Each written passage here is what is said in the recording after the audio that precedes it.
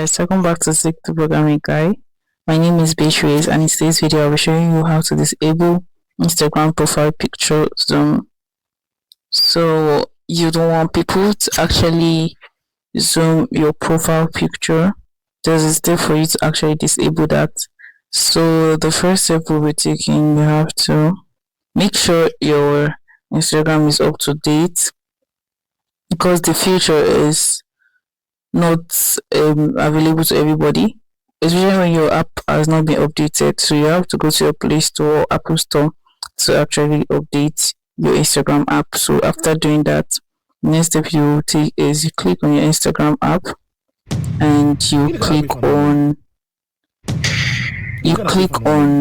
your profile on your screen, and you click on this profile right here. Click on it and you can see change profile right here. You click on that. Yeah, so at this point you will have to